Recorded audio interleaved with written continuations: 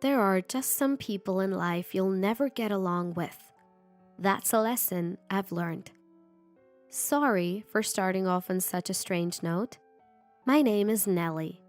I'd be glad if you could lead an ear to my story for a bit. I'm married to a man named Greg. Greg's swarmed with work and is often away in the Boston area for his job.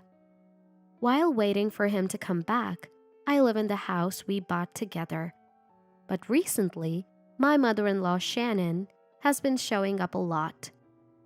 "You could never deserve this house," she always says. You see, we live pretty close to Shannon's place. We settled here because she insisted we live near her family home. Sure enough, she started visiting frequently once we moved in. "Listen, Veronica, my other daughter-in-law, just got married and wants the house. Since you're the only one here, why not give up this place?" She said something outrageous. This is the house that Greg and I bought together. How could she ask me to give it up? "But Greg is always away, right? So what's the problem?" That's not a valid reason at all. If I give up this house, Greg won't have a home to return to. I had been firmly refusing Shannon's absurd request. Then one day, she came over with Veronica. "Oh wow, this is such a nice place. Perfect for my new home." Veronica examined the house as if she owned it. Being scrutinized like that was unnerving, to say the least. "I love this house. Hand it over now." Veronica joined in with her outrageous demands. Of course, I refused. "You dare defy me, you insolent woman!" And then Veronica got violent. "What are you doing?" Even as I said that, she didn't stop. I curled up to protect myself, enduring her attacks. Shannon was standing there, laughing. "Well, if you're going to cower like that, you shouldn't have defied me in the first place." It seemed like she didn't like the fact that I refused, but she didn't have to be this violent. They left for the day, but they said they'd be back to try and take the house again. I was scared they'd actually take the house from me. I contacted Greg, who was still away for work. When I told him what happened, he said Shannon and Veronica had reached out to him too. Apparently, Shannon has always favored Veronica over him and used to discriminate between them when they were kids. This time too, Veronica told Greg that she wanted a house and asked him to give it to her. Greg sounded really down. I tried my best to cheer him up. We couldn't talk much because he had work left. And then, the next day, Shannon and Veronica returned. "We're getting you to hand over the house today." This time, Shannon entered the house wielding an umbrella. It wasn't raining, so why an umbrella? Then suddenly she swung it at me, clearly threatening that if I didn't give up the house, she'd beat me with it. "All right, say you'll give us the house. Veronica will be the new owner." Veronica also had an umbrella and swung it towards me, along with Shannon. I've been hit by Veronica before, so I was genuinely scared she might actually hit me and raised my arms to protect myself. Both were swinging their umbrella so hard that the whooshing sound filled the air, causing me to flinch and cover my head with my arms. The scene was so terrifying, I couldn't move for a few minutes. "Stubborn, aren't you? Even after all this, you still won't give up the house," Shannon said, sounding exasperated, but I was too scared to even speak. Their attitudes were as if they'd done nothing wrong. It was infuriating. Eventually, Shannon and Veronica left for the day. But as they left, they threatened that the next time they really might hit me. Thinking that my life could actually be in danger, I was filled with dread. I immediately called Greg and told him about today's events. Greg was concerned for my well-being and suggested that we think seriously about our next steps. And then he made a proposal to change the situation, feeling there was no other choice. I agreed to go along with Greg's plan. During the operation, I made sure to not be home when Shannon and Veronica would come. This way, the plan went forward without them catching on. 2 months after initiating the plan, I got a call from Shannon. "I'm tired of waiting to see you. I've decided to move Veronica in whether you like it or not, and I'll throw your stuff out myself." Shannon was laughing as if she had won. Apparently, Veronica was already on her way to the house, but they knew nothing about the plan. I'm sure Veronica would be in for a surprise. While talking to Shannon, a call from Veronica came in. Putting Shannon on hold, I answered Veronica's call and heard, "Who are you?" "I'm the homeowner. Who are you?" "This is my house," a male voice responded. Realizing the call had connected, Veronica started speaking to me. "Nellie, what's going on? Why is there some stranger in the house instead of you?" Veronica sounded confused. I decided to explain the situation to her. "Veronica, actually we sold the house. Greg and I decided it was the best move." Hearing this, Veronica let out a loud, "What?" I wish she wouldn't yell. It's a disturbance to the new homeowner. "Why would you do that? I never heard about this." "Well, if we had told you, you would have stopped us, right?" I didn't say anything, so it was a strategy. Greg was also quite upset with Shannon and Veronica's actions. Most of what Greg owned had been taken by Veronica, and now they were trying to take the house too. This was the final straw. Fortunately, we had received some financial support from my family when purchasing the house, so we had little to no mortgage left and could sell it outright. "This isn't funny. I really like this house. What am I supposed to do now?" Veronica was furious. Apparently, they'd already planned to live here, and she had even terminated the lease on the apartment she and her husband Ricky were living in. Now, they can't live in this house, and Veronica's faces homelessness. "Why not go back to your parents' house?" I asked, genuinely puzzled, and Veronica became enraged. "Ricky absolutely refuses to live with them." Shannon must really have it in for Ricky, judging by what's been said. Well, if someone is that obnoxious, it's no wonder they're disliked. Veronica wouldn't stop complaining about how she absolutely needs that house. But the house is already sold and the new owners have moved in. What does she expect us to do? Over the phone, I could hear a man's angry voice. Apparently, there's a bunch of stuff sprawled out near the entrance, and he's not too happy about it. At this point, I wouldn't blame him if he called the cops. "Hey, do something about this. You're the one who sold them the house, right?"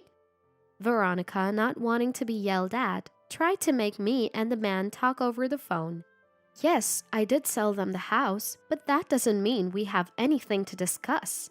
Even if we did, the contract has been finalized, so all I can say is, I'm sorry for any inconvenience my acquaintance has caused." I decide to decline Veronica's request. Then, Veronica starts yelling again. Causing a ruckus in front of the house is bothering not just the man, but all the neighbors too. Talking to Veronica is pointless. She just doesn't get it. I thought this was going nowhere and hung up on Veronica. Immediately, another call comes in. It's from Shannon, whom I had put on hold. "What on earth are you doing? Veronica is furious. Fix this!" I'm just dumbfounded by her blame shifting. Shannon is the one who tried to let Veronica move into our house without permission. But she acts like I'm the villain. If it weren't for these two making a scene, I would have continued to live in that house. "Where are you now? Just fix it!" Oh, I hadn't told her yet. I'm at Greg's new posting. What? I decided to move with Greg to his new location. Greg frequently gets transferred because of his work, and we thought it would be better to not settle down in one place. Luckily, we don't have kids, so we have the freedom to change our residence. But that didn't satisfy Shannon. "Come back right now! I need to give both of you a piece of my mind!" Shannon sounded furious, but I'm the one who wants to be mad. If it weren't for Shannon's meddling, we wouldn't have had to give up the house. "Enough, Shannon. How much more inconvenience do you plan on causing people?" I figured it's safe to vent, given that I've moved and we're over the phone. "I wonder if you ever think about how much stress you've caused us. Don't bother us anymore." Hearing my resistance must have really infuriated Shannon. She was screaming so loudly over the phone, it was hard to understand what she was saying. It made me worry if she was taking her anger too far. "I can't believe this! How dare you talk back to me like that? Greg, you too! How dare you defy your older sister, even though you're just Veronica's little brother?" It seemed Shannon had traveled all the way to Boston suburbs just to take revenge on us. But she didn't know where we lived. "Hey, tell me where you live!" There's no way I'd comply with such a demand. I naturally refused. Then Shannon screamed again. It was almost funny. She was like a machine programmed to scream every time I defied her. "Enough is enough! I'm Greg's mother. Since when is it okay for a child and his wife to defy their parents?"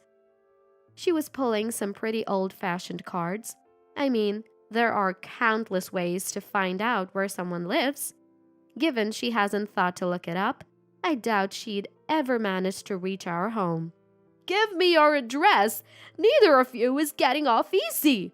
"Wait, what?" Suddenly, Shannon's tone changed. I wondered what had happened when she started screaming. "This is all your fault!" Turns out, Veronica had been taken away by the police, aggressively demanding a man leave his home, and he finally had enough and called the police. Well, that figures. Unable to think rationally, believing that blackmail could solve her problems, she must have gotten it from her mother. Getting taken away by the police might cool her off a bit. "How dare you do this to my precious Veronica?" Once again, she's deflecting the blame. I mean, how can it be anyone's fault but Veronica's, who was causing a scene outside someone else's house? Just then, Greg got home from work. I informed him that I was on the phone with Shannon, and he took over the call. "Mom, I've lived my whole life in fear of you, but that's over now. I'm not listening to you anymore. If you come to our house uninvited, I'll call the police." It seems Greg has grown through this experience. To think he could say that much to Shannon, who had tormented him all this time. Greg gave the phone back to me, saying he had said all he needed to say. Shannon, on the other end, screamed again. She's clearly not used to getting pushed back. Doesn't she realize that doing awful things could result in some form of retaliation? "Shannon, just give it up. Veronica has been taken away, and anything you do to me is just going to be petty revenge." Even so, Shannon just kept screaming.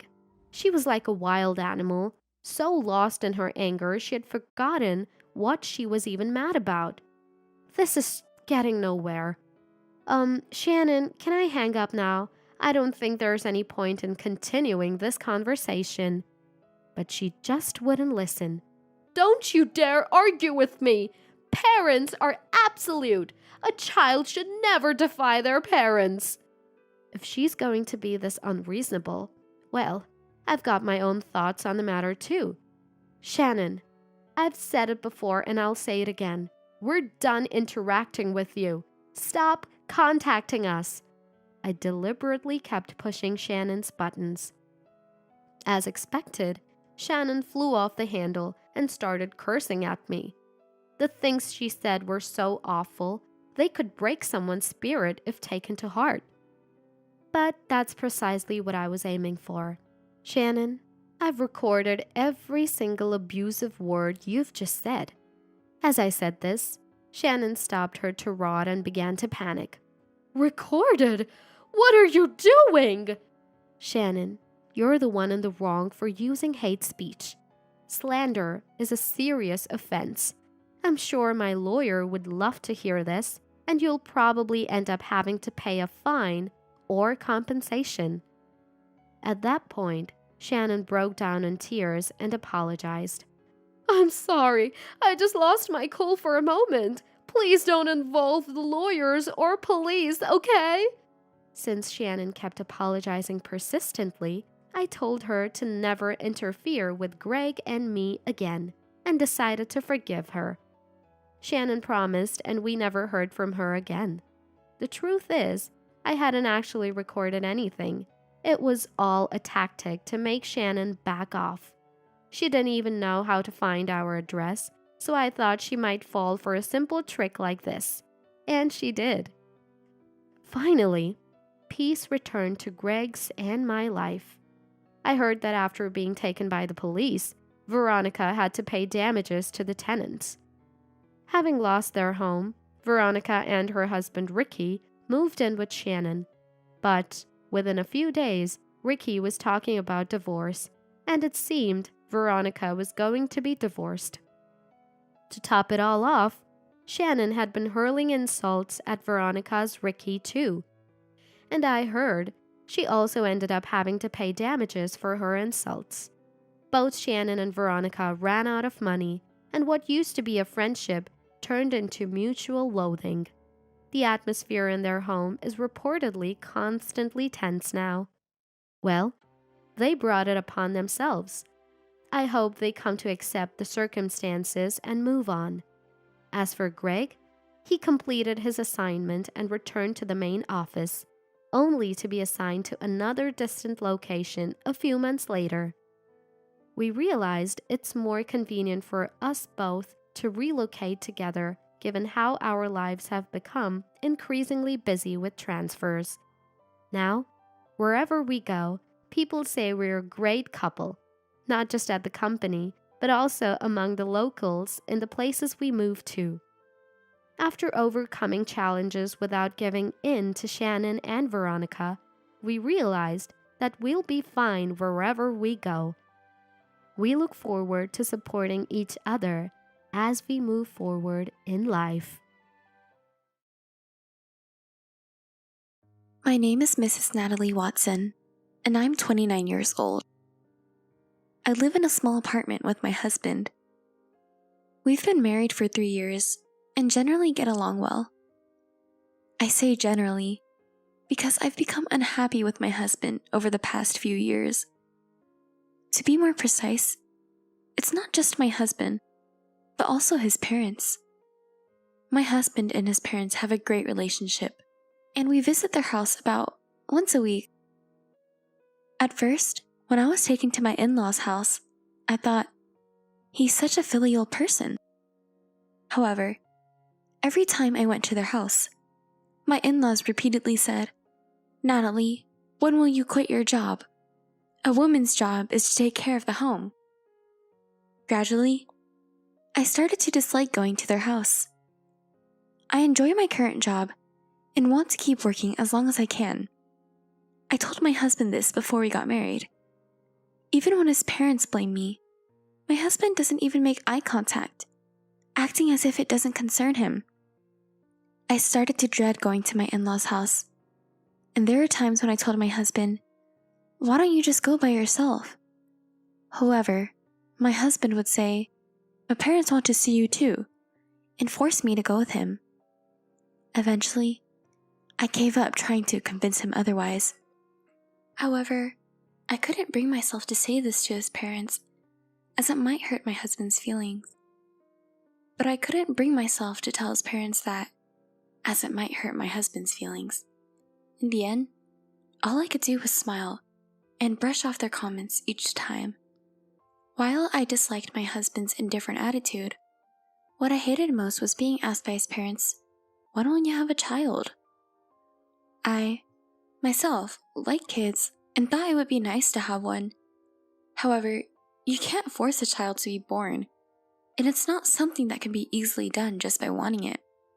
First of all, I couldn't understand the idea of having a child just for his parents' sake. Honestly, I wanted them to leave me alone. I talked to my husband about this issue as well, but he just said, "Don't worry about it, they're just concerned," and didn't do anything. As my frustration built up due to my husband's attitude, and the fact that I had to endure this situation alone, my mother-in-law said something I couldn't bear.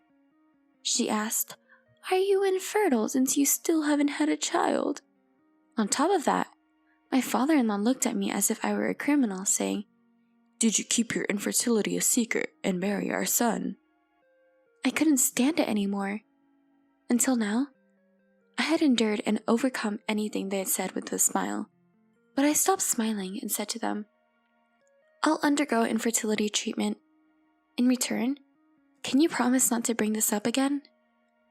I was surprised by my own words, but I realized how stressed I had been. Suddenly, my previously silent husband spoke up.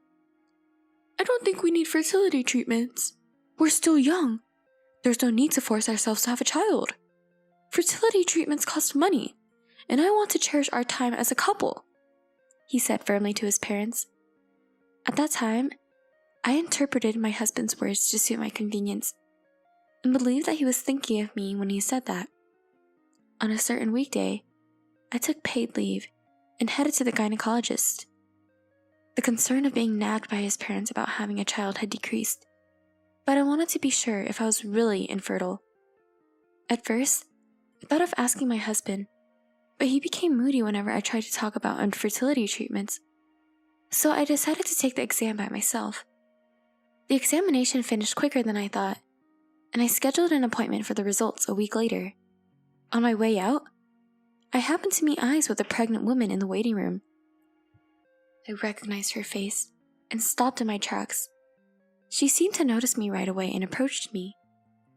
"Are you, by any chance, Natalie? Could it be Claire?" When we called each other's names, she nodded, confirming that she was indeed my classmate from elementary and middle school. Claire's belly was quite big, and she was 9 months pregnant. She had just finished her regular checkup, so I decided to visit her house while walking her home. Claire's house was close to mine, and I was surprised by that. But I was even more surprised to learn that her husband and my husband worked at the same company. Catching up on our current lives and chatting about our school days, my eyes were naturally drawn to Claire's belly. Noticing my stare, she asked, "Do you want to touch it?" "Is it okay?" I asked back, and she replied, "Of course." I gently touched Claire's belly. In my memory, Claire had a great figure with a slim waist, but now her body had grown so much. I was filled with amazement and the wonder that there really was a baby inside her. After keeping my hand on her belly for a while, I felt a faint movement when I tried to pull away. Surprised, I looked up at Claire. "Did it just—" "Yeah, it started moving recently." "That's amazing." "Yeah." Claire, who happily stroked her belly, already had the face of a mother. Before I knew it, I found myself saying, "I'm envious." I made a face as if I'd said something I shouldn't have, and quickly looked away from Claire. Claire, sensitive to people's emotions, seemed to have noticed enough and asked, "If I'm misunderstanding, I apologize, but did something happen?" I hesitated to talk about it, but I thought I couldn't deceive Claire's eyes, so I told her about the situation with my in-laws and children. Once I started talking, I couldn't stop, and I ended up telling her everything, including the fertility test I had taken at the clinic today. I thought maybe I'd said too much, but a strange sense of trust prevailed, making me believe it was okay to talk to Claire about it. Above all, I think I wanted someone to hear my pent-up frustrations from the past few years. While I talked, Claire just nodded and listened quietly. After I finished talking, Claire said, "You've been holding back for so long. You endured it well. If it were me, I couldn't have held back and would have cut ties with my in-laws." "Yeah, I just realized it now, but it seems I've been under a lot of stress. I feel a bit relieved after talking to you, Claire. At least my husband stood by my side, which was a small consolation. I said that with a light laugh, but Claire's expression remained tense. I was perplexed because I didn't know why Claire was making such a face, so I called her name. Then, she hesitated for a moment before reluctantly opening her mouth to speak. It's about your husband. Anyway, it might be better not to tell him about the test for now, Claire said with hesitation. Huh? I blinked at Claire's unexpected words. Curious about why Claire said those words, I asked her directly. Then, Claire started to tell me something astonishing. I couldn't digest what she said, and I somehow made it home with unsteady steps. Ever since I got home, I had been sitting on the sofa, pondering over what Claire had told me. I didn't want to believe it, but I also couldn't imagine Claire lying about something like that. Moreover, I had been feeling doubtful about my husband's behavior. If what Claire said was true, I couldn't forgive him. I made up my mind and decided to find out the truth. My husband and I were visiting my in-laws after a long time. As my husband and in-laws were eating tea and snacks, my mother-in-law suddenly asked, So, when will you quit your job, Natalie? Until now, I would have replied, I don't have plans to quit yet, but this time was different. I suppose I'll quit when we have a child, I replied. Hearing that, my mother-in-law blinked and said, Well, you finally decided to have a child. My father-in-law also excitedly said, Ooh, will I finally get to hold a grandchild? But my husband, after glancing at my face for a moment, made a don't say unnecessary things expression and said, Well, having a child is a blessing, so we don't know if it'll happen right away. As expected, my husband reacted the way I thought he would. I glanced at him and said, Actually, I went to the gynecologist the other day and showed him the results of my infertility test. It stated that there were no issues. I spoke to my husband before he could say anything. I'm starting to want a child, too. You'll cooperate for the sake of your parents, right? My husband looked back and forth between the test results and my face, then turned bright red and yelled, I'm not taking any infertility treatments. I won't get tested either. His parents were shocked by his sudden change, but I understood that what Claire had said was true and felt disappointed. Hey, do you know Mr. Howard?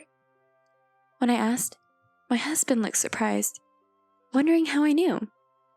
I decided to tell him without waiting for his response. His wife is my friend. Apparently, you've been saying things at work like, my wife is a defective product who can't have children due to infertility. She's abandoned being a woman and only focuses on work. And I'm so pitiful to have married such a wife. As I looked at him with a cold gaze I had never directed at him before, his mouth trembled and he became defensive. So what if it's true? Who else would want someone like you? Watching my furious husband, I felt my feelings for him cooling down. Rather, I started to wonder what I ever saw in a man like this. Calmly, I pointed at the test results on the table and said, I just proved there's no problem with me, right? While my husband stayed silent, I brought up something that had been bothering me in the back of my mind. Could it be that you're the one with issues? Is that why you've been stubbornly refusing infertility treatments and testing? That's when my mother-in-law, who had been silent, chimed in. There's no way that's true. There's no way there's a problem with my son. If there's a problem, it's with you. With her face turning red, she grabbed the test results on the table and said, These must be fake, and tore them up. My husband looked surprised at his mother's actions, but then he agreed. Yeah, that's right. There's no way I have a problem. He and his parents started to blame me. Realizing there was no point in continuing the conversation, I slammed the prepared divorce papers on the table. Then please divorce me. And why don't you find a much better wife than someone like me? With that, my husband said, Yeah, That's right. I'll find a much better wife than you. And angrily filled out the divorce papers. His parents didn't try to stop him. As I emotionlessly watched the divorce papers being filled out, I felt a sense of joy at severing ties with the 3 people in front of me.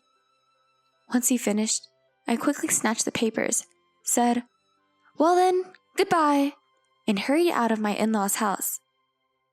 I thought I heard a voice behind me, but it must have been my imagination. I headed straight to the city hall and quickly submitted the divorce papers. A few days later, I quickly moved out of the apartment we had been living in together and moved into my company dormitory. Since I was the only one who had signed the lease for the apartment and had already prepared for this day, the move went smoothly. By the way, I packed my husband's belongings in cardboard boxes and sent them to his parents' house with cash on delivery. When I started getting used to life in the company dormitory, I got a call from my ex-husband. Wondering what he wanted now, I answered the phone only to be yelled at right away. "Why did you submit the divorce papers? Why did you move out of the apartment?" I really want to ask why he was bringing this up now. I explained calmly, "Don't say things that don't make sense. You agreed and filled out the divorce papers, right? And as for the apartment, I was the one who originally signed the lease. And since we're divorced, I moved out because it's no longer necessary." However, my ex-husband didn't listen to me. "Take back the divorce. No, let's go submit new marriage papers. Where are you living now? Let's live together again." He continued to say even more disjointed things. I couldn't take it anymore, so I said, "Okay, I'm hanging up now. Don't ever call me again." I tried to end the call, but my ex-husband threatened, "If you don't tell me where you're living, I'll go to your company." I was fed up and just told him, "You're the one who'll be in trouble if you cause any problems," and hung up on the phone. Nevertheless, I couldn't be sure that he wouldn't come to the company, so I talked to my boss about my ex-husband just in case. Neither my boss nor I thought he would actually do anything, but he ended up causing a scene. I learned from the security guard that he went wild in the company lobby, and the police had to be called in the end. I was full of shame and guilt, but my coworker sympathized with me and told me that breaking up with him was the right decision. Later, I heard from Claire's husband that my ex-husband had panicked when the police incident became known to his company and tried to make me the villain. However, Claire's husband corrected the story, and the lies my ex-husband had been telling about me were exposed. It seems he found it difficult to stay at the company and quit. Most likely, my jobless ex-husband is now back at his parents' house, crying to them. Honestly, even though it might be a case of you reap what you sow, I think it would be tough to support a son who has become unemployed and divorced. Well, it doesn't really matter to me anymore, since he is a stranger now. Since then, I've been free from unnecessary stress and spending my days focused on work. I have more time and money to spend freely, so I occasionally visit Claire to check on her, and we make plans to spoil her baby. She sometimes finds this amusing and shakes her head at me. As for getting remarried myself, I don't have the luxury to think about it just yet, but I do hope that someday I can have a happy family of my own. It's just a cold, right? You'll be fine if you sleep it off, haha. I couldn't believe what my husband just said. He was planning to leave me running a high fever and our young daughter to attend a friend's wedding overseas, and off he went, genuinely excited about his trip. But little did he know, a surprising twist awaited him. I am Allison, a 35-year-old stay-at-home mom. I live with my husband David and our 5-year-old daughter, Misty. Misty loves reading picture books. She's a sweet, kind-hearted girl who laughs a lot, my pride and joy. David has many friends and is well-versed in various hobbies. His stories were always entertaining. He was the man I was proud to be with. I believed that marrying someone as wonderful as David would lead to a happy marriage, and it was blissful in the beginning. Our newlywed life was sweet and we were blessed with a child fairly quickly. I quit my job when I got pregnant, as per David's request. I gave birth to Misty without any issues. That's when things changed. He changed drastically. After the birth, David started calling me fat because I couldn't lose the baby weight. He would say, You're not attractive anymore. Make an effort to lose some weight. struggling with first-time parenting, I was also criticized for not keeping up with household chores. I did ask David for help, but he yelled, Don't be lazy. You eat, but can't even handle chores or childcare? Unbelievable. David seemed to resent that his time was being consumed by household duties and childcare. I was shocked to discover this selfish side of him, especially after he was so happy about the pregnancy. If I ever asked David for help, he would complain to neighbors and relatives that I was neglecting my duties, making me feel ashamed. I became hesitant to confront David. I was afraid he would spread more false stories about me. But the biggest issue was money. When it was just the two of us, we both contributed to a joint account and spent the rest freely.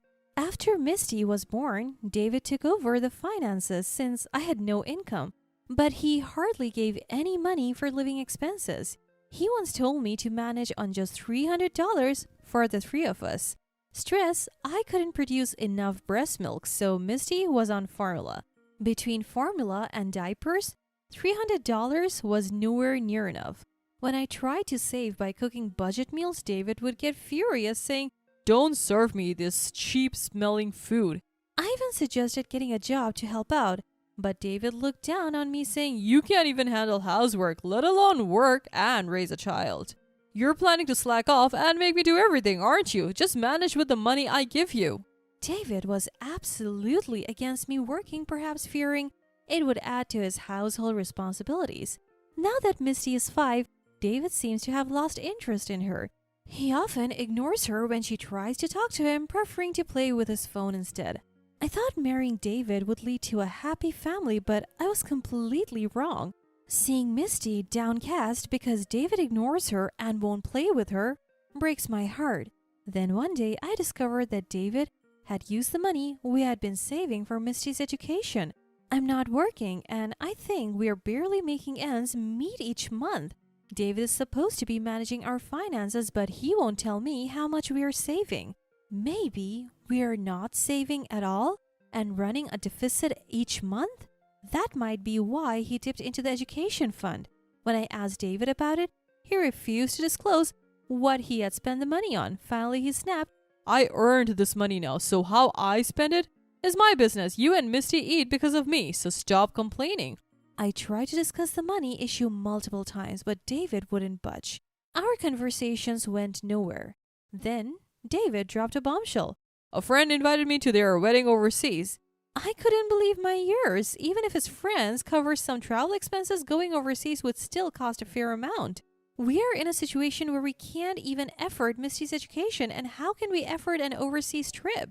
I tried to discuss this, but David ignored me and started preparing for the trip.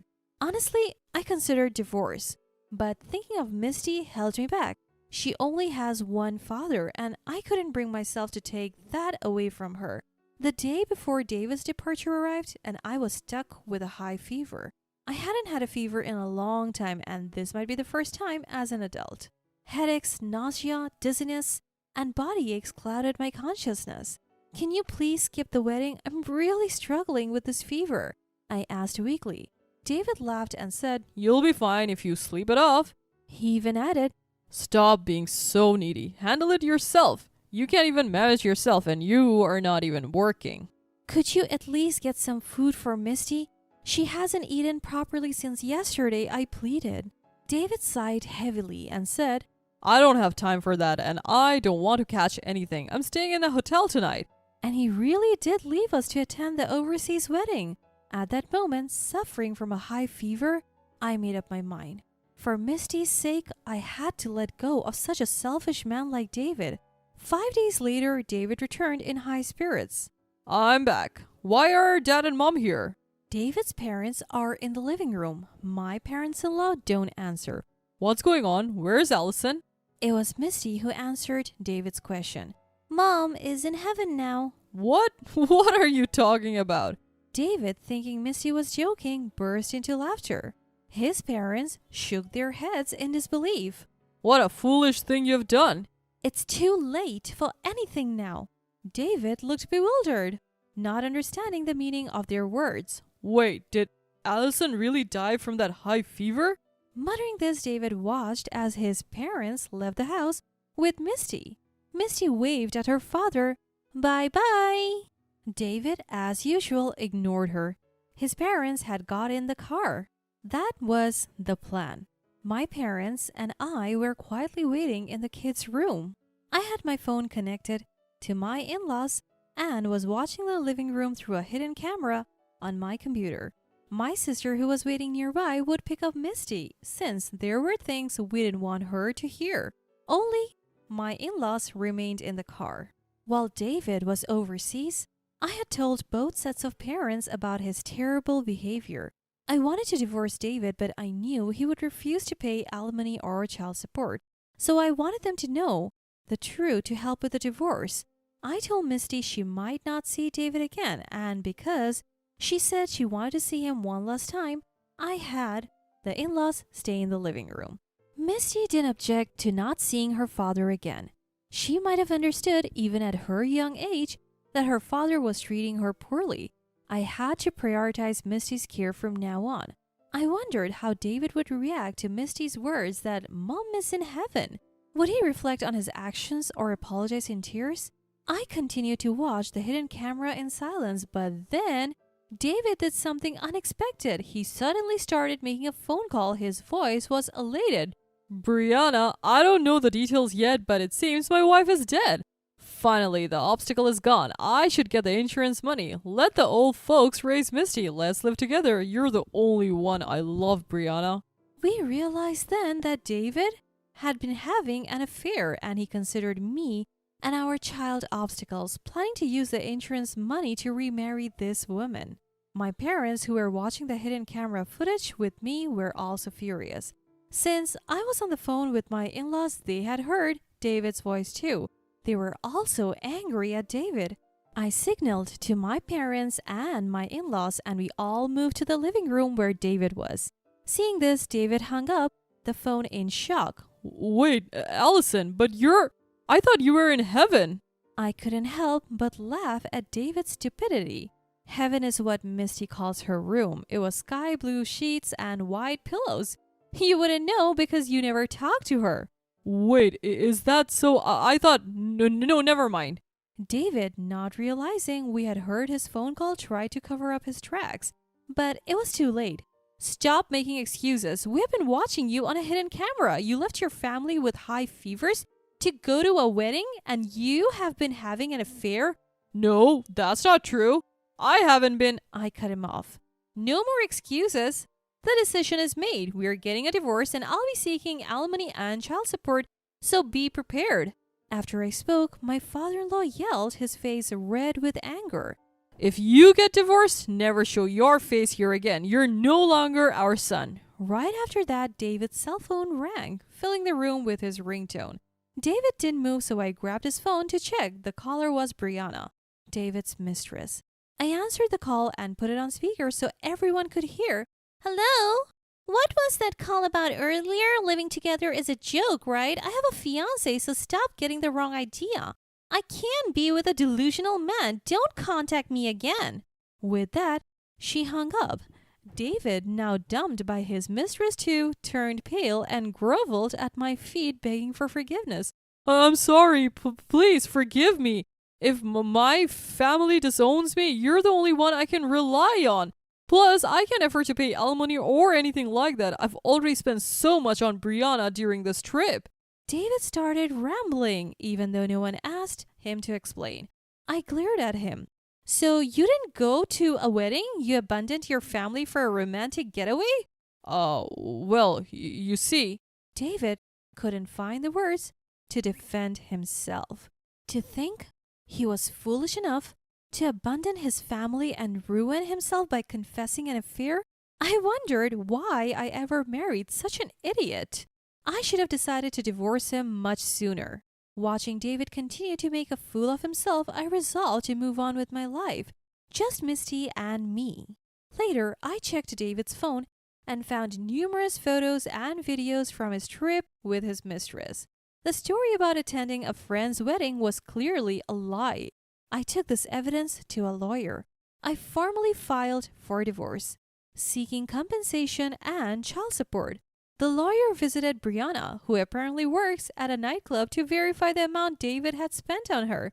She claimed she was just entertaining an old man as part of her job, but David foolishly insisted they were in love, causing a big fuss. It became clear that David had been financially supporting Brianna. That's probably why he had been giving me so little for living expenses and even dipping into Misty's college fund. David's life became miserable, burdened with debt from his lavish spending and now additional compensation. It also turned out that he lost his standing at his company when his affair and romantic trips came to light. Apparently, the nightclub where Brianna works is a popular spot for David's colleagues, so David confronted Brianna, causing a scene. Some of David's co-workers were there and word of the affair spread throughout the company. I guess he confronted her because he didn't know she was engaged, but I can't be sure. It's pathetic how he let a young woman manipulate him. This incident led to David becoming isolated at work. He really is a hopeless case. I heard David got demoted and took a significant pay cut. The lawyer who helped me with the divorce and alimony also updated me on Brianna's situation. It seems she met a grim end too. Her fiancé, a regular at the club, found out about her affair with David and called off their engagement. He even demanded compensation for the wedding expenses they had already incurred. Struggling to pay the hefty sum, Brianna tried to swindle money from other customers, but of course, you can't keep something like that a secret. As expected, the club found out and fired her. Now, Brianna is working multiple part-time jobs to pay off her debts, living alone in a cramped apartment. As for me, I moved back home and am living with my parents and Misty. I'm relieved to be away from the neighbors who believed the rumors and lies David spread about me. Life is much more relaxed now. My parents dote on Misty, who seems happier than when she lived with David. David has come to my parents' house a few times, begging for another chance, but my dad has been turning him away. Neither Misty nor I have any desire to see him. If Misty ever says she wants to see him, I'll consider it, but for now, she doesn't want to meet her father. I have no intention of reconciling with David, so there's no reason to talk to him. If he becomes too persistent, I'm considering involving the police. Looking at where David and his mistress Brianna are now, I realize how scary affairs can be. They have lost everything and are forced to live a bottom-tier life. It's their own fault. From now on, I want to focus on cherishing the happiness I have with my parents and Misty and forget about David. You just stay home all day, right? Tired from just cleaning? Why don't you try switching places with me and see the real struggle? Maybe I should divorce such a useless wife. Ugh, not this again. The way my husband treats me, a homemaker, is truly exhausting. My name is Jennifer. I'm a 34-year-old woman. I married David, my coworker, 2 years ago after a workplace romance. Back then, I planned to continue working after marriage. But David said, I'll work hard outside. You take care of the home. That's my ideal. Men work outside, women protect the home. I naively agreed. I quit my job to become a full-time homemaker, influenced by David's perspective. I used to be easily swayed by others' opinions. Above all, I deeply loved David.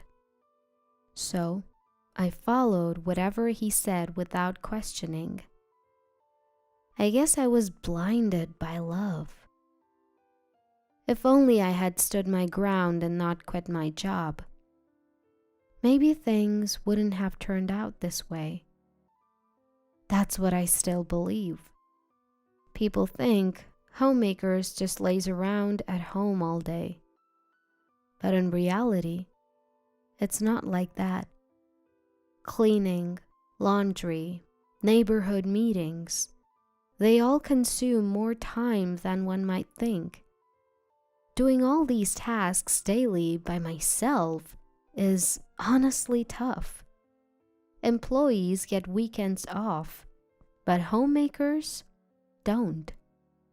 So, on Sundays when David's home, I'd ask, "Hey, I'm a bit busy. Could you help clean the bathroom?" But he'd instantly get grumpy. Seriously? I work every day to provide, and now you want me to work at home too? Who do you think provides the meals? If I dared to say, "I appreciate your hard work during the week, but we're a team, right? Can't you help out a bit on your days off?" David would snap back. Stop bossing me around. You think you can survive on your own, just being a homemaker?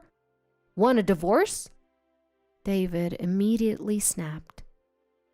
Who do you think you are? Just because you're home all day doesn't mean you can boss me around. Want me to divorce you? Think you, just a housewife, can survive on your own? Shockingly, he threatened divorce. I was at a loss for words. Maybe I shouldn't have reacted the way I did.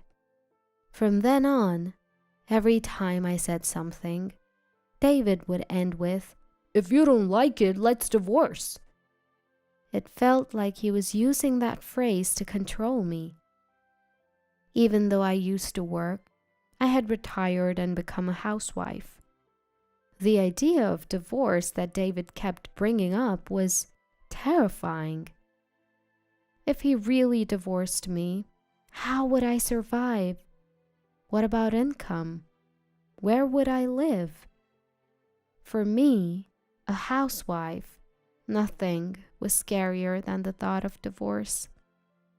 What scared me the most was David himself. He used to be so kind. How did he change so much after we got married? Did I make a mistake in judging him? I deeply regretted marrying David.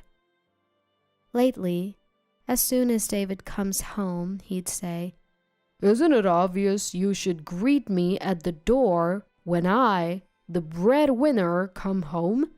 Who do you think pays for everything here?" Yes, David earns the money, but I take care of everything at home. We're supposed to be partners, not in a master-servant relationship. It's supposed to be an equal relationship. Yet, David seems to believe he's superior. He looks down on me, thinking he's above. At first, I thought maybe he was venting work frustrations on me. So I kept quiet. But over time, David began to act like he was always right. And every day was like this. After his lecture, David carelessly throws his suit all over the place and changes into casual clothes. I pick them up and toss them into the washing machine. This is a daily routine. Even after eating the dinner I prepared, he complains. "Is this all you can cook? I work hard for you, and this is the meal I come home to? Where's your gratitude?" I've grown tired of dealing with David's constant complaints. Despite David not earning a high salary, I manage our finances, saving for our future children, leaving little room for extra expenses. Still, I always try to prepare healthy meals, using nutritious ingredients and cutting down on salt. Yet, he still finds reasons to complain. I felt like everything I did was being negated, and my self-confidence dwindled day by day. On top of that, he demands $500 a month for his personal expenses. If I gave him that much, our finances would be in the red. At first, I used some of my savings to cover the expenses, but that wasn't sustainable. So, I tapped into my connections and started a remote job that I could do from home. Of course, I didn't tell David. You see, a while back I had mentioned, "Hey, things are a bit tight with our finances. I was thinking of getting a part-time job. Is that okay?" To which he snapped. What? Are you saying I don't earn enough? You probably just want extra cash to splurge, right? You should just stick to taking care of the house. Knowing David, I was sure that if I earned, he'd just take more for his personal expenses. So, I decided to work remotely without telling David. The money I earned went towards our living expenses and savings for the future. A former colleague introduced me to his remote job. I would log into the company system and handle administrative tasks, mainly settling travel expenses claimed by employees. Having experience from my previous job, the work wasn't challenging. More than that, being home all day, this remote job gave me a sense of purpose. It felt rewarding. Then, one day, after juggling remote work and household chores, I was exhausted. I decided to take a short break and lay down on the sofa. That was a mistake. I unintentionally fell asleep and was awakened by David in the evening. It was already night. Of course, dinner wasn't ready, and neither was the bathroom. David, seeing this, sighed and said, What were you doing all day? Lounging around? Neglecting the house? I come home and you're just napping on the sofa. Seriously, homemakers are just leeches. Usually I wouldn't react to David's words, but that day I was tired, so I snapped back. What's your problem? I just happened to fall asleep today. Stop making it sound like I do nothing all day. David, not expecting a retort, turned red with anger. You're defying me? I'm the head of this household. How dare you speak to me in that tone? If you're going to be defiant, leave this house. Well, maybe I will. I've been waiting to take some time for myself anyway. It was a classic case of tit for tat. I quickly packed some essentials and headed to a nearby hotel. The look of shock on David's face as I left was priceless. He probably never imagined I'd actually leave. In the past, I would have just been bewildered if David told me to leave. But now, things were different. After all, I had my remote job as a source of income. Being confined to the house and only doing household chores, this job became my only connection to the outside world. The feeling of being appreciated and thanked directly for my work. Seeing my efforts being rewarded with a paycheck. Having never received gratitude from David for all the housework, this job had become a significant part of my life. Thanks to my remote job, I gained confidence and strength. Maybe some time apart would be good for both of us. With that thought, I lived in the hotel for about a week. During that time, I continued my remote work from the hotel and even uncovered some fraudulent activities by an employee. Then, one day, my phone rang. It was David. I was thinking it might be time for me to return home. So I hoped this call would be the perfect opportunity. When I answered, David said, Hey, isn't it about time you came back? You've had some time to reflect, right? "Who does he think needs to reflect here?" Even as I was at loss for words, David continued, You must be missing me, right?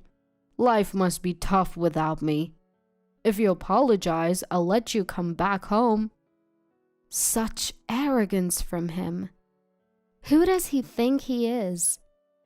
So I decided to play it humble and said, I'm really sorry. It was my fault. I miss you every day. Please let me come back home. To my surprise, he responded with such relief. I knew it. You can't handle life without me. Fine, come back home. He couldn't even see through my act.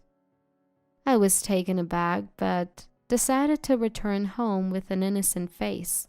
When I got back, the house was a complete mess.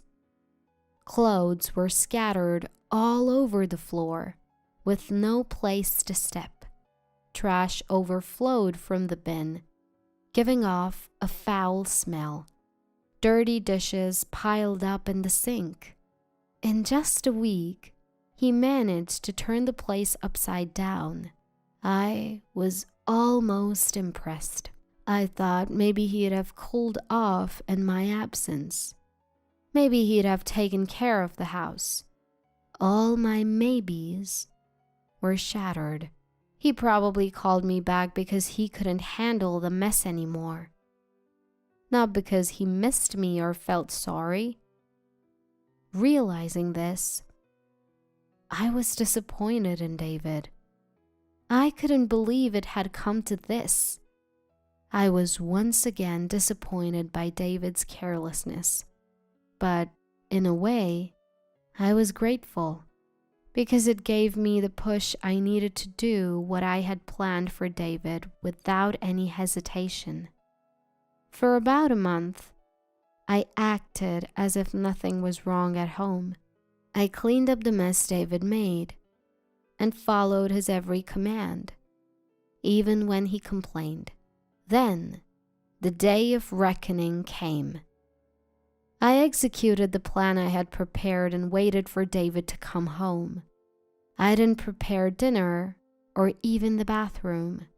When David came home, he was angry that I hadn't greeted him at the door or prepared dinner. I simply apologized. I'm sorry, I was so busy today and couldn't get to it. Feeling empowered by my submissive attitude, David lashed out even more than usual, and then he said those words. You're just a parasite, you know. You can't earn money and can't even manage the house properly. I wonder what would happen to a woman like you if we divorced.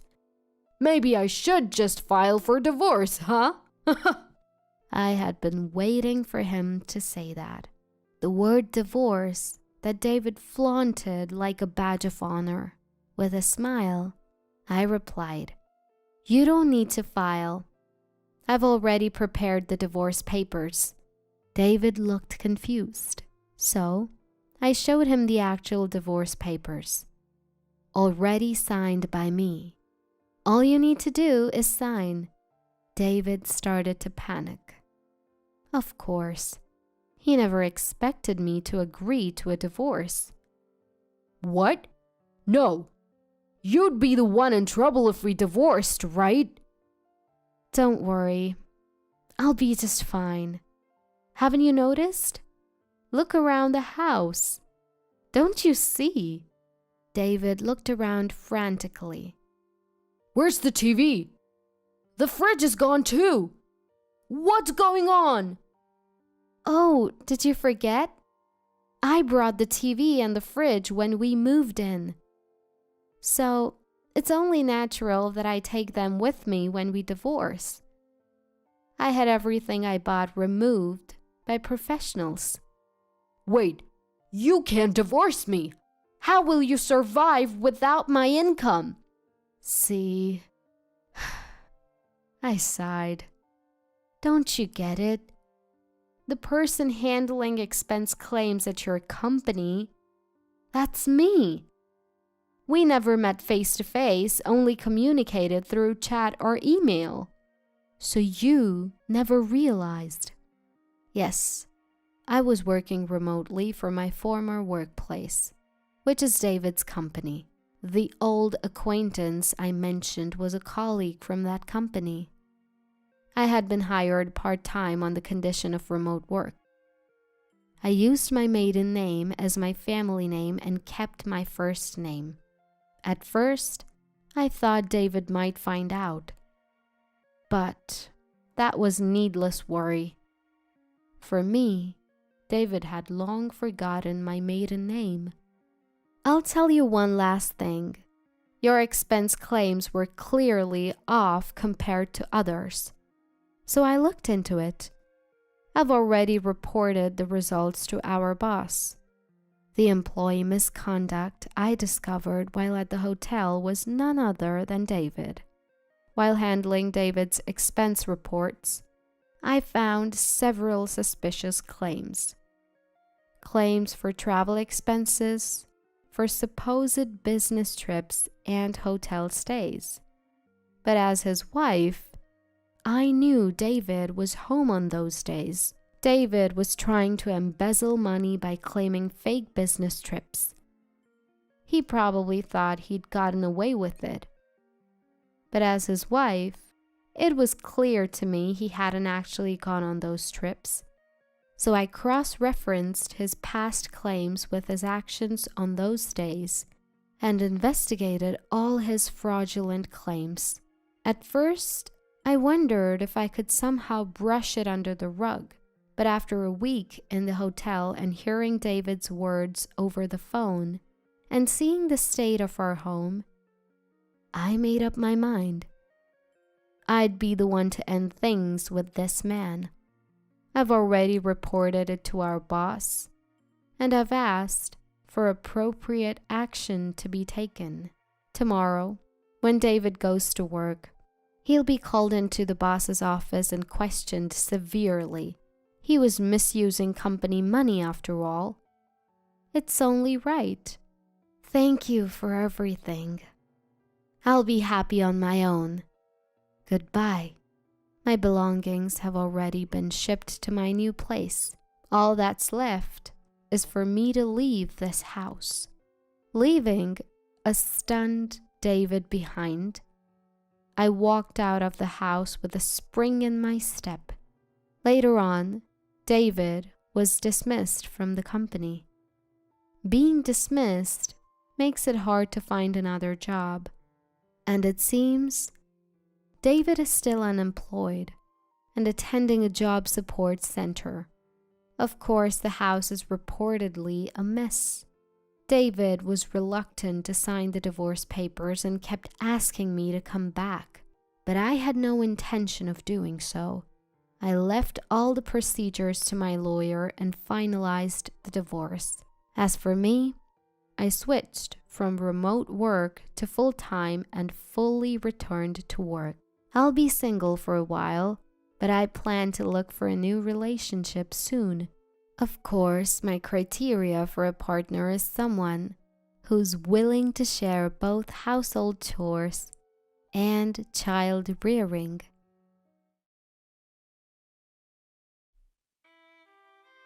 My name is Harriet Simmons, a 32-year-old housewife with a part-time job. My husband Charles is 2 years older than me, and we have an almost 5-year-old daughter, Catherine. We are a family of 3.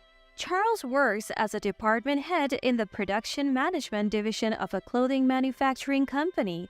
After graduating college, I took a job as a customer service representative at a bank in the suburbs. Charles and I met through a mutual friend. Compared To my outgoing personality, Charles was a bit reserved. He was the kind of guy who made you want to protect him. We dated for a year before he proposed and we got married. Catherine was born the following year. My mother came from a place well known for its matriarchal society. I guess I inherited that trait from her, as I tend to take the lead in our household. Now that Catherine has started kindergarten, I work part-time at a local grocery store about 3 times a week. My parents handed over their house to me after they retired early and relocated to a second-hand villa near a ski resort. The house we as a family currently live in is the one they bestowed.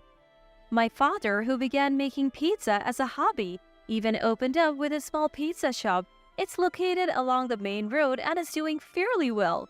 My mother is renowned for her crepes made with the flour used for pizza. Their establishment has an unusual reputation as a cafe where you can enjoy homemade pizza or a pizza place where you can have delicious crepes. While my parents enjoy a tranquil retirement, my in-laws, who live about 30 minutes away by car, are quite a handful. My mother-in-law comes from a noble family and my father-in-law was adopted into the family through marriage. Naturally, my mother-in-law is a dominant figure, adoring Charles, my husband, and their heir. My husband is unmistakably a mama's boy, frequently visiting his childhood home. My mother-in-law has been persistently urging us to give her a grandson. When Catherine and I visit, she barely acknowledges her granddaughter, constantly pushing me to quickly give birth to a boy. Even when I take my daughter for a visit, she has to reintroduce herself. "Grandma, my name is Catherine. Haven't you remembered it yet?" "Oh, is that so? Well, either way, it's fine." "That is why I hate you, Grandma." "She really has no charm at all. Who does she take after?" she would say, frowning in my direction. Because she's a child, she's just being honest. I never voiced it out loud, but I see it softly in my heart. Due to this, Catherine never warms up to her grandmother. Incidentally, as my father-in-law is practically a non-entity, Catherine seems to have no interest in him either. Our relationship with my in-laws was gradually becoming distant because it was always like this. On the other hand, Catherine is adored by my parents and she clings to them too, proclaiming, "I love Grandpa's pizza and Grandma's crepes." My mother-in-law still calls my husband my baby boy. And they're always talking together. My husband repeatedly says, "Mommy, mommy." Truly a mama's boy. It gives me the chills.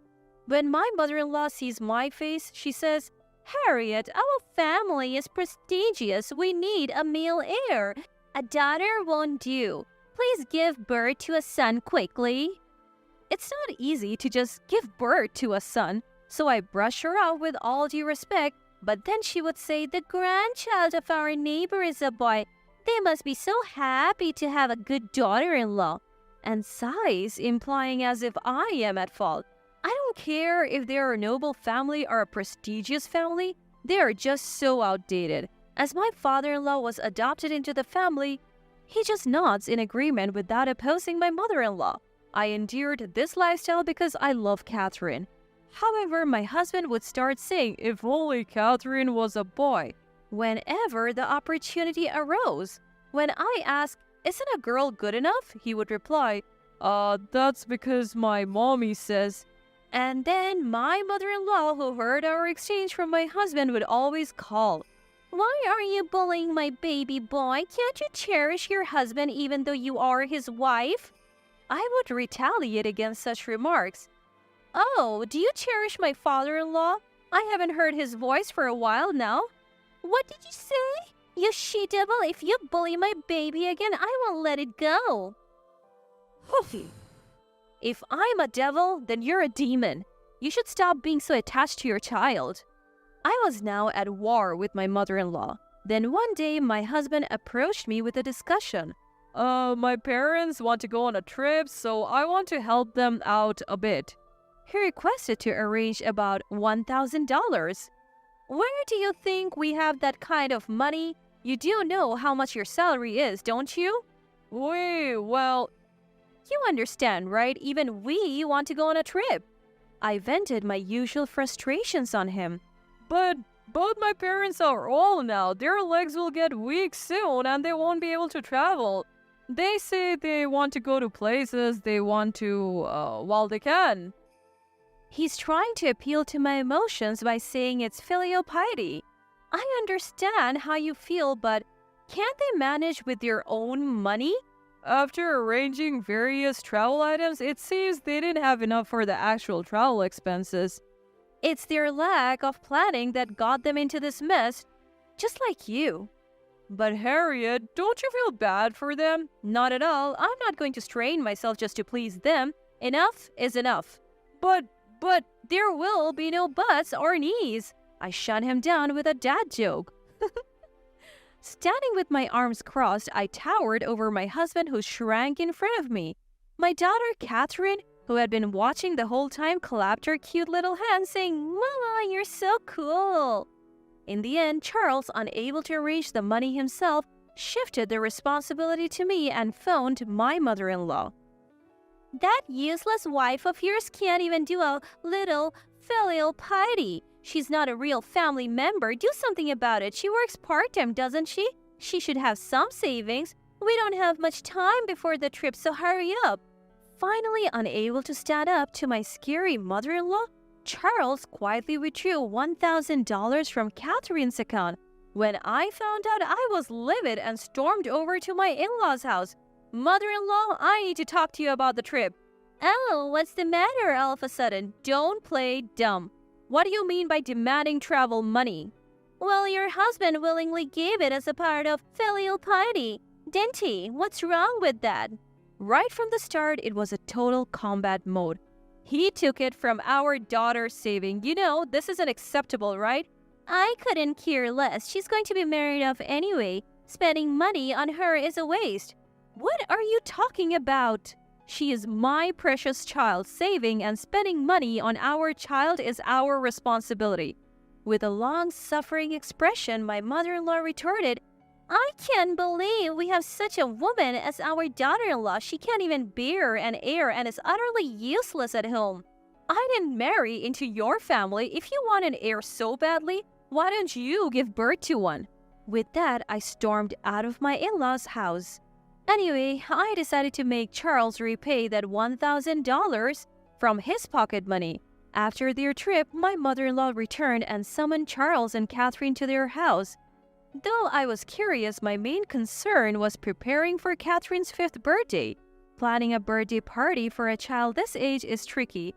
Who to invite? Obviously, I have to invite the children who invited Catherine to their parties.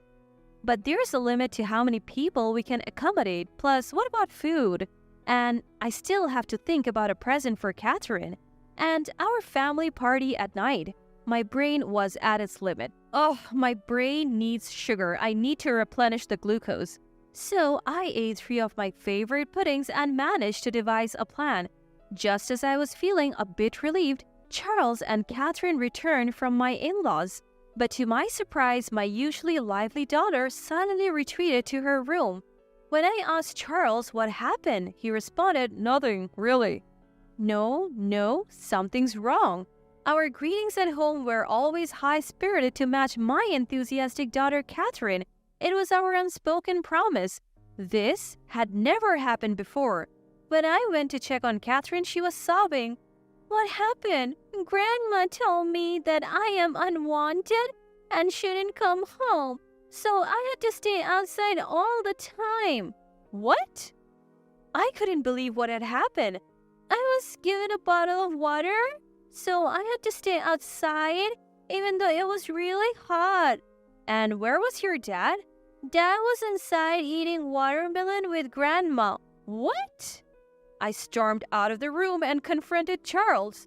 "What's going on? Why did you leave Catherine outside in this heat? Aren't you ashamed as a father, as a human, to be comfortable while your child is suffering?" My anger erupted, but unusually, Charles was defiant. "She was just noisy, so I made her stay outside. I made sure she stayed hydrated, so what's the problem?" "This is unacceptable. It's normal for kids to be a bit noisy." As I raised my voice even more, Charles tried to change the topic. Among our relatives' children, Catherine is the only noisy one. Maybe girls really aren't good. My mommy also said this. She wants a boy soon. What are you even talking about? It doesn't matter if we get a boy or a girl. Babies are a gift from above. Today, Charles seemed unusually authoritative.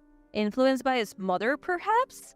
If you're going to act like this, I might consider divorce. You would go that far? My body started shaking with anger. I never knew he could be this kind of man. My mommy said divorce that devil of a wife soon and find a younger one. I'm starting to think she might be right. I see. I have thoughts of my own. But remember, Catherine's birthday is coming up. I want you to celebrate it properly. All right, let's both cool our heads and talk later. I realized unexpectedly how Charles and my in-laws truly think. I couldn't master the energy to cook dinner that day, so Catherine and I ate at a nearby diner. Charles said he was going back to his parents' place and drove off again. Later, he contacted me saying that he would be staying at his parents' place for a while and would return for Catherine's birthday. I lied to Catherine, saying, "Daddy went home because Grandma is sick." Catherine responded, as if she was trying to understand in her own way. I revealed everything that had happened to my parents. Put the happiness of your child first. If she's happy, then you will be happy, right? We are on your side, Harriet and Catherine. If you want, you can come here. No, we would be delighted to see our granddaughter every day. My father responded with a smile. My parents' house has plenty of space for us to move back in. Catherine's school is a bit far, but it should be fine. More than anything, the nature there is superb. Even if we end up separating, the word divorce floated in my head. Then came Catherine's birthday. I had informed Charles about the party and its starting time. We had planned to have a birthday party with Catherine's friends during the day and a family party at night. However, Charles did not return even when the scheduled time arrived. "Daddy is late, isn't he? What happened?" Catherine asked. "Well, Daddy's busy, so he might be a bit late." I replied, even though I thought he was much too late. About an hour past the scheduled time, I found it peculiar and called Charles. "What's going on? Aren't you coming home yet?" "Oh, it's you. What's up at this hour?" He responded. "What do you mean, what's up? Today is Catherine's birthday. You said you would come. Catherine is waiting for you without touching her food." "Oh, right. I forgot about that." His response seemed a little tipsy and frivolous. "Right now, I'm in Australia with Mom. We're staying at a resort hotel and enjoying a luxurious vacation, per her wish. We plan to be here for 3 weeks. By the way, the wine in Australia is surprisingly good." Wait, what? Australia? What are you thinking for getting Catherine's birthday? Oh, who cares about that? I don't care. As if to cover for Charles's outrageous comment, I heard my mother-in-law's voice. "Who's that? The demon wife? Just ignore her. We don't need the useless woman who can't give birth to a boy anymore." Charles took that as a cue and said, "I think the same. I'm considering a divorce and decided to have an extravagant family vacation. We're having a good time, so stop calling." Then he hung up. What just happened? With a bad feeling, I checked our joint bank account. What is this? The balance was zero. Almost 300,000 of savings had been withdrawn. He used this money to go to Australia with his parents? Shocked, I collapsed on the floor. Tears wouldn't stop flowing. Catherine, worried, came over and asked, "Mommy, what's wrong? Why are you crying? Isn't Daddy coming?" I'm sorry, sweetheart. Daddy won't be coming today. He isn't, but it's okay because Mommy is here. Catherine loves Mommy the most, she said, hugging me. No, she was comforting me. I hugged Catherine as I cried. "Catherine, Mommy will always protect you." At that moment, something inside me broke. The next day, I took action. I went to the government office and gathered necessary documents. I decided to settle everything and move back to my parents' house. I swore to myself that I would shatter everything. I received a text from Charles accompanied by a photo of him and his mother in Australia saying, "The luxurious trip is fun. No souvenirs as a punishment. I'll call you when we get to the station, so come pick us up." His message seemed very assertive. Maybe he felt stronger with his mother. Who would bother picking them up? I moved my belongings to my parents' house and began to organize Charles's things. When I explained the situation to my friend at work, she sided with me. Amazingly, her husband works for a moving company and they agreed to transport the luggage. They said they would charge the cost to my in-laws and they could also keep their belongings, so I decided to leave it to them. Then my daughter and I went to my parents' house where we were kindly welcomed. Seeing my parents' face, I started to cry again. Eventually, the day of Charles's return approached. Just as I was beginning to settle down at my parents' house, I received a text from him. "I've arrived at the station. Please come pick us up." Of course, I ignored it. There were multiple calls and texts, but I let them all go unanswered. Eventually, he must have arrived at his parents' house. I received a call from the landline. Thinking it was about time, I answered the phone. "Why aren't you answering my calls despite the numerous attempts? Explain yourselves." I'm done. I have lost all desire to continue being your wife. Let's get a divorce as you wished. Wait, are you serious? Divorce? You mean divorce? Seems like that's what you and your precious mommy want. What? Anyway, let's come down and talk this over when I get home. After the call ended with that exchange, the phone rang again immediately. "Hey, a truck from the moving company is at my parents' house and they're unloading tons of luggage. What's this all about?" Oh, that's your stuff? I thought you'd be returning soon, so I had it delivered. Please make sure to pay for the delivery charge and storage fees. Packing was a lot of work, but I'll consider that a service. Stop joking around. Calm down. I'm heading over there now. And then he hung up. My daughter and I ate my mother's homemade crepes and excitedly awaited the moment. Looking at the wall clock, just as I thought it was about time, the phone rang. Hello? Hey, I just got home and there's nothing here. Oh, doesn't it look nice and clean? No? What is this? I don't understand. Where are you? Is Catherine with you? Charles, who had returned to our house, was stunned to see it completely empty. Yes, Catherine is with me. Say hi to Daddy, sweetheart. Hello? Catherine is having grandma's crepes. Are you at your mother's house? Yes, that's right. We had pizza for lunch. It was yummy. After taking the phone back from Catherine, I said, "A lawyer will contact you about the divorce soon, so be prepared." No, before that, what happened here? The house is gone and the place has turned into an empty lot. It seemed Charles was surprised about something else. I sold it. The land fetched a decent price, but the house wasn't worth much. So I turned it into an empty lot. Yes, I wanted to settle everything cleanly, so I handled everything while they were on vacation. What did you do with the money from selling the land? I had the right to receive some of it. The land was inherited by me before we got married, so you don't have any rights to it. It's my personal asset. So what will happen to Catherine? Moving on to the question of custody. You have the nerve to ask that even after leaving your child alone like that? If I leave Catherine with you, her life will be at risk.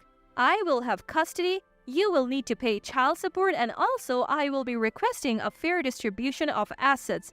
I can't believe you squandered our savings. I will claim that amount back. Let's discuss this with our lawyers. What's going to happen to me? He asked. Who do you think you're asking that question? I couldn't care less. Just like your beloved mother told you, go find a young woman to bear your heir. We're not even divorced yet. Tell that to my lawyer. Not wanting to deal with him anymore.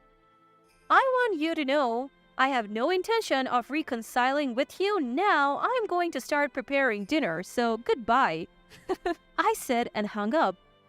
Mom, you're so cool. Catherine clapped her hands. Then we started the divorce negotiations and I left everything to my lawyer. As expected, he brought his mother along.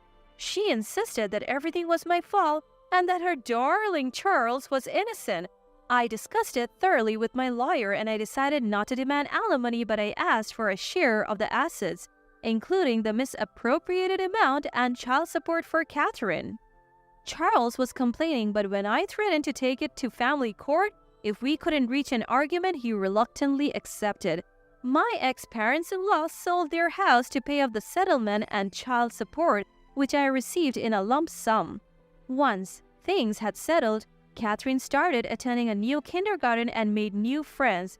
She's growing up to be a strong and lively child nurtured by the rich nature around us. Thanks to my previous experience as a bank employee, I found work at a local agricultural cooperative. I have become good friends with local farmers and sometimes they give me vegetables. And then one day, some old friend from where we used to live visited and told me about Charles. Apparently, he is doing as his mother told him and is actively seeking a young woman to marry. He was persistently hitting on a young woman at his workplace, but his creepiness and insistence caused all the women there to despise him, and he ended up quitting his job. Now he's working as a part-time job at a construction company that's all men. It seems he's developed a fear of women. My ex-mother-in-law is still pushing her son to remarry for the sake of family continuity. But there can't be many women who would marry a part-timer with a fear of women. Their noble family is sure to die out. I bet she's still blaming everything on me, but I don't care. Meanwhile, I have started dating a man I met at work who's also divorced and has a child in the same kindergarten class as Catherine. We are both single parents and our relationship is progressing with a view to the future. I bought a used car. Australia is out of the question, but Catherine and I occasionally drive to the nearby mountains and rivers. Since coming here, I have seen her smile a lot more. I realize that my life is dedicated to protecting her smile. Thankfully, my parents are still healthy and working. Along with my new partner, we dream of selling homemade pizza, crepes, and ready-to-eat dishes made with fresh, pesticide-free vegetables produced by local farmers at a nearby roadside station. Today, Catherine and I drove our old car to the river. The sky we looked up to was blue. As I watched Catherine stack pebbles from the stream, I took a deep, calming breath.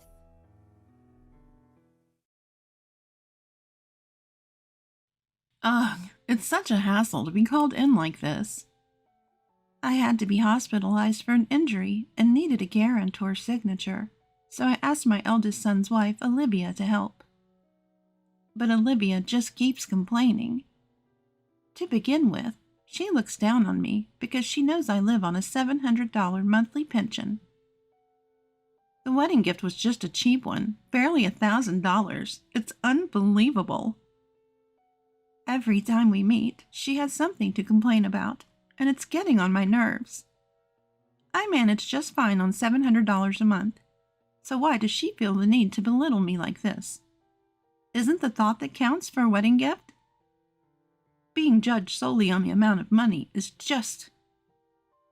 I tried to avoid Olivia as much as possible because talking to her just put me in a bad mood. Then one day, Olivia told me she wanted to cut family ties.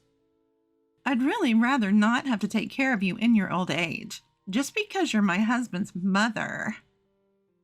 She probably thinks I'll be in a bind if she cuts me off. Olivia grinned triumphantly. Would that actually be a bad thing? Huh?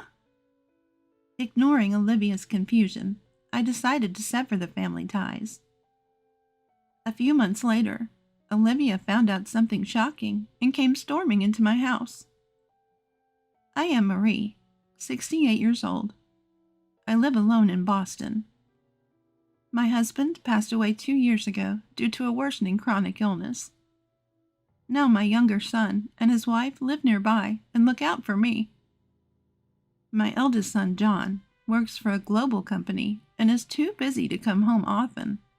However, he always sends me flowers and gifts for my birthday and Mother's Day.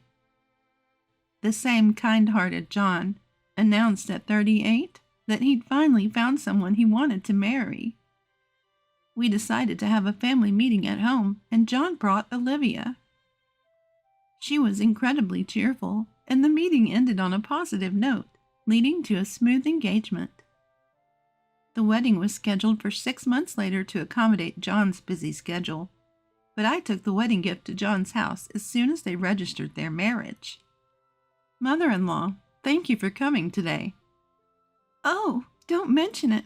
I'm just here to give the wedding gift. Oh, I'm so excited. I give Olivia the dishware I bought as a wedding gift, beaming with joy. I wanted to give something tangible rather than just financial support. I figured they'd already have furniture, so after some thought, I settled on dishware. But the moment Olivia sees the wedding gift, she freezes. Wait, this is the wedding gift? Yes, it's a set of matching teacups. I thought they were cute. Is something wrong? I start to worry that maybe it's not to her taste. However, the response I get is completely unexpected. You're giving me this cheap stuff as a wedding gift? Cheap? Are you kidding me? A wedding gift should be around $10,000, right? I thought you were rich because you lived in a nice house. Was I wrong? Oh, Olivia! I'm taken aback by this sudden change in Olivia. Her gestures, her tone, everything is different. There's no trace of the polite and cheerful Olivia I met at the family meeting. How are you making a living right now, mother-in-law? I'm on a pension. How much is the pension? $700. Ugh, you really are broke. What a scam. Living in such a nice house and still being broke is just the worst. Olivia crosses her legs and sighs. Living on $700 a month? That's so pathetic. How are you even surviving? Olivia's mocking tone irks me. I manage just fine on $700, thank you. Well, that's great. Just don't come asking me for help when you're broke. Turns out, Olivia is the kind of person who changes her attitude based on income and assets. Feeling demeaned and upset, I decided to head home right away. For about a month since then, I've thought several times about telling John about Olivia's true character. But our schedules never aligned, and I haven't been able to share it with him. I've spent the days feeling quite uneasy. Standing at a traffic light, lost in thought, I am suddenly hit by a speeding bicycle and fractured my arm. It wasn't a severe injury, but surgery and hospitalization were necessary. I was told I needed a cosigner for the hospital admission, and they asked me to contact a family member. As soon as I texted my sons, I received a call from John. Mom, are you okay? How's the injury? I'm fine for now. I've taken some painkillers. About the cosigner for the hospital, it's going to be tough for my brothers and me. We're sending Olivia instead. Olivia? Yeah, it's a weekday, and by the time we get off work, visiting hours would be over. Olivia doesn't work, so she can go. I see. To be honest, I really didn't want to see Olivia, but I couldn't afford to be picky. My middle son Michael and his wife Sophia are both teachers. They're busy not only working late, but also raising 2 kids. Even John sometimes gets home past 10 p.m. He's that swamped. I really couldn't impose on them. So I asked John, and we decided to have Olivia come. When Olivia arrived at the hospital, it was pretty clear she wasn't thrilled to be there. Being called out like this is just the worst. I'm sorry. Everyone else is working, you know. Just because I'm a homemaker doesn't mean I have free time, you know. I was prepared for some complaints, but her blatant attitude started to get under my skin. By the way, you can pay the hospital fees, right? Of course, I'll cover it myself. No need to worry. Fine. But don't pathetically ask for loans saying you're broke. From now on, the money John makes isn't just his, you know. She signs the papers with a smug smile and hands them to me. To begin with, I didn't want to deal with this hassle. I regret causing you trouble. I'll try to ask someone else in the future. You better. The thought of more caregiving or hospital stays is depressing. I really don't want the hassle of looking after you in your old age. Her rude behavior made me want to limit my interactions with Olivia as much as possible, and couldn't wait for her to leave. Why did I have to put up with such harsh words when I didn't even want to be hospitalized? It was hard to accept. Don't worry, Michael and Sophia are around, and I'll make preparations so I don't inconvenience anyone. I tried to act as normal as possible. I didn't want to stir the pot, especially in front of the nurses and other patients. Then go ahead and do as you please. Don't come crying to me when no one helps and you regret it later. I'll make sure it doesn't come to that. Good, because even if you play the I'm the eldest son's daughter-in-law card later, it won't help. So why don't you sever family ties right now? She probably thought that saying sever family ties would make me uncomfortable. But honestly, I wouldn't be bothered if I cut ties with Olivia. Worst comes to worst, I'll manage my later years even without my children's support. I'm okay with it. But what about you? Huh? Of course it's fine. Despite being taken aback by my unexpected response, Olivia nodded. She probably thinks I'll be in trouble without my kids' support because I'm poor and live alone. All right, let's sever family ties then. I won't contact you anymore and I'll delete your number. Do whatever you want. You're such an annoying old hag. Olivia, irritated by my laid-back attitude, stomped out with exaggerated, heavy footsteps. I had planned to help with the wedding expenses, but after seeing Olivia's attitude, I decided against it. There's no way I'm giving money to someone who talks about cutting off family ties. I swore to myself that I'd never rely on Olivia. Then I had my surgery and was discharged from the hospital a few weeks later. I continued with my rehab and carried on with my life. Even while hospitalized, I remembered how Olivia severed our family ties. I was determined never to depend on my children. So I didn't ask for help after I got out of the hospital. But on the day of my discharge, my second son and his wife came to help without a word. And it didn't stop there. They frequently assisted with groceries and other errands. Sophia, you're busy with work. You don't have to go out of your way. Isn't it inconvenient with just one arm? Don't hesitate to ask for help. I'm doing it because I want to. Sophia's kindness touched my heart. I found myself getting angry when comparing Sophia to Olivia.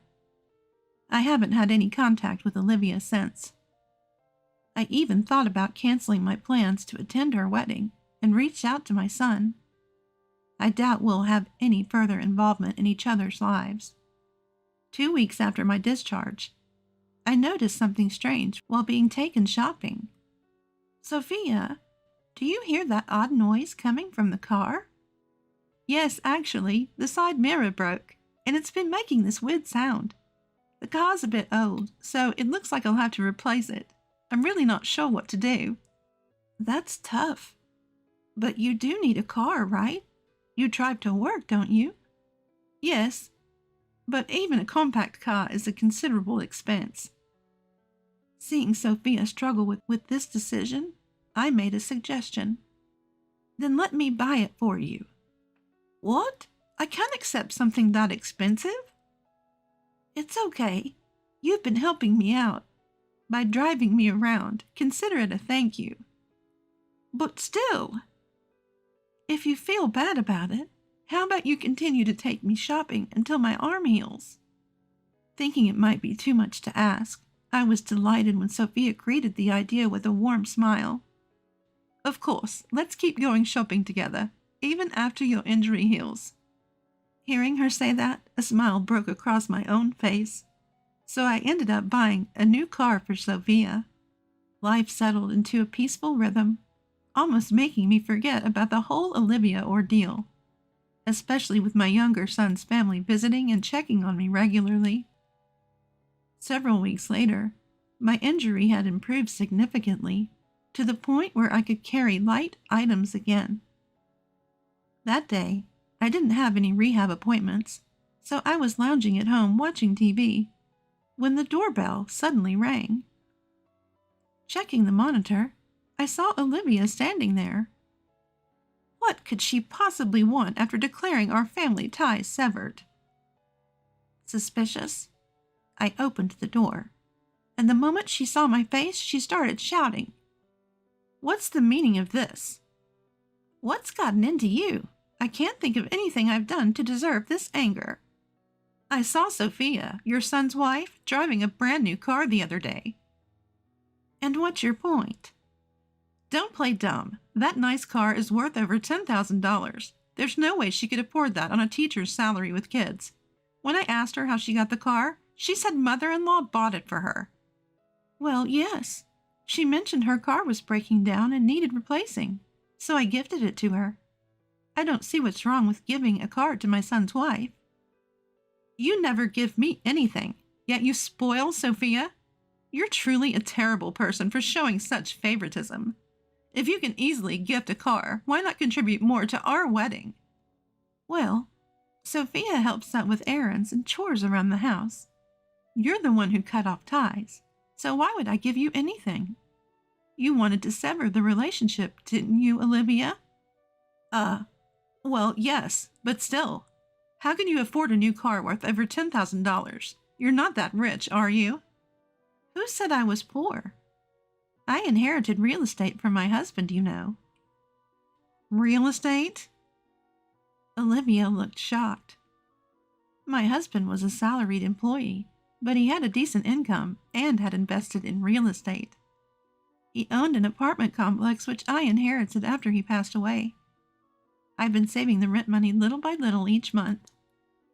I get by just fine on my pension, but I like to travel every year, so I've been saving up. I'm not hurting for money, and if worst comes to worst, selling the property could net me several $100,000. Several $100,000? If you have that much money, you should have said something. Why should I? You're the one who misunderstood. I never said I was struggling financially or that I needed to borrow money. Stop lying. This is infuriating.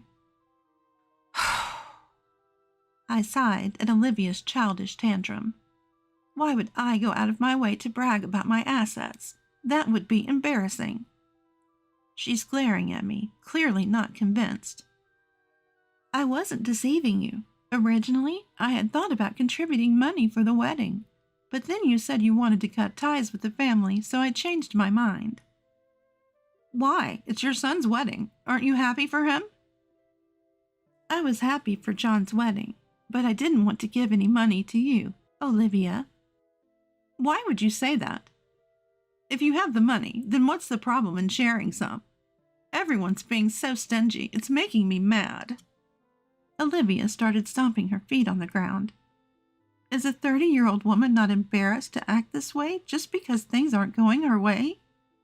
Why do you want so much money in the first place? What? Isn't it obvious? I want to have fun.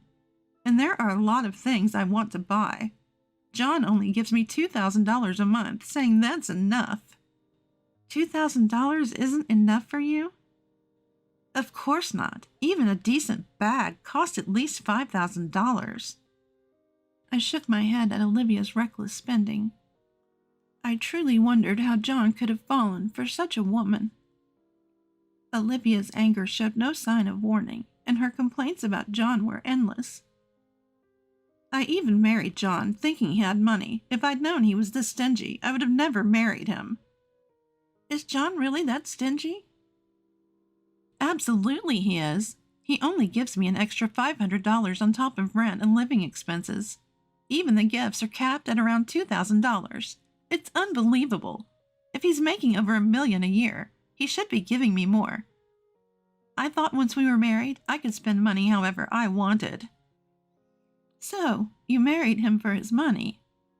Well, duh. Why else would I willingly marry a guy pushing 40? It has to be for the money. At that moment, my anger boiled over. There's no way I could forgive someone for belittling my precious son like this. Just as I was about to yell at Olivia, John approached from behind her. Let's get a divorce then. What? John, what are you doing here?